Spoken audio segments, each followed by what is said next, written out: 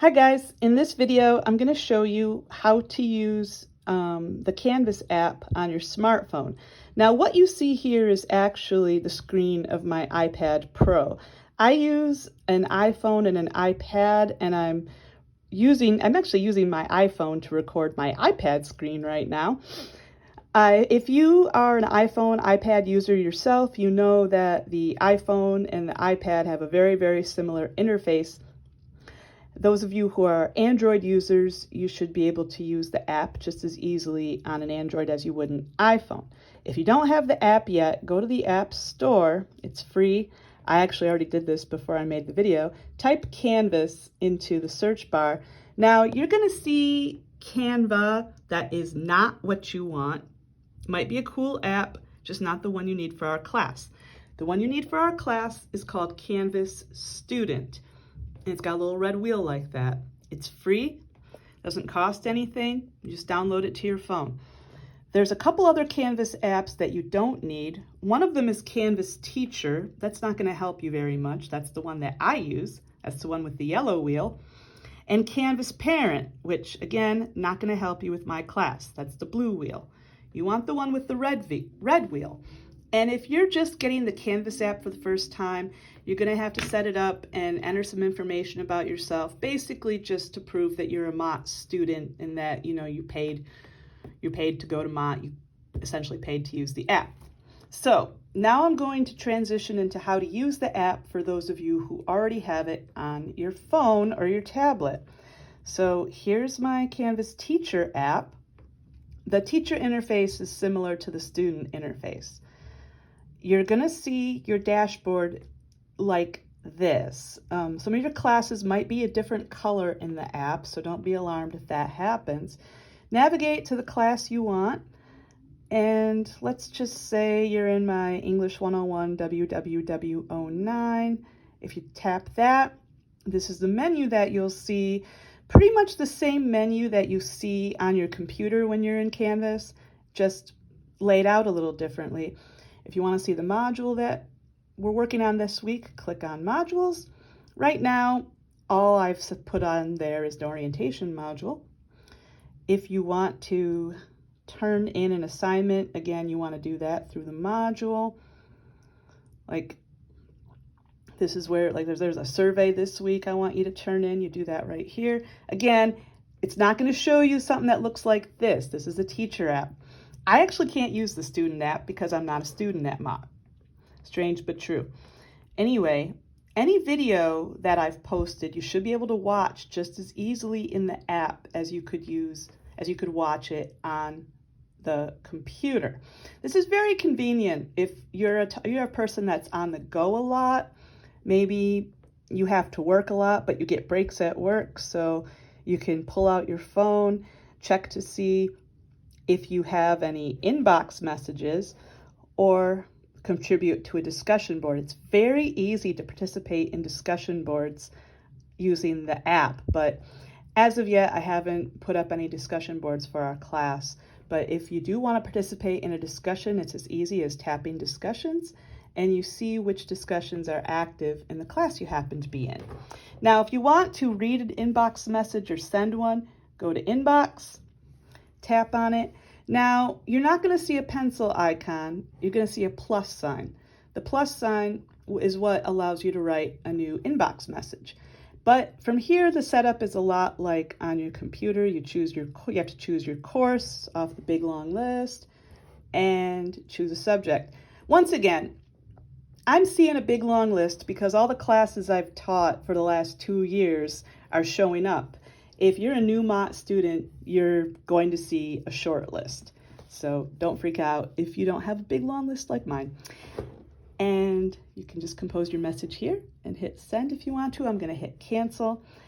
And it's very easy. I can't recommend it enough.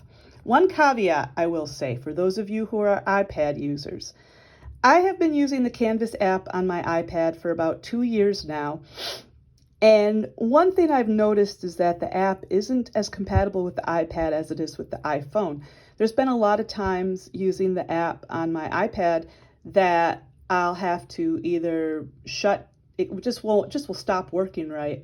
and I'll have to reboot my iPad, or in rare cases, delete the app entirely and then reinstall it. It's kind of a pain in the ass, and I don't know why it's like that, but if you're using an iPad yourself, that's something to be conscious of.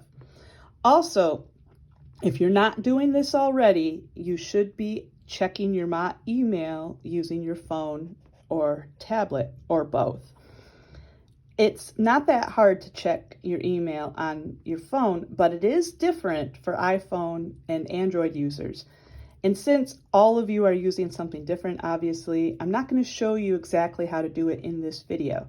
But I will say on page 59 of your course pack, that's page 59, I have written out instructions for how to set it up to get your Mott email on an iPhone, how to set it up to get it on an Android.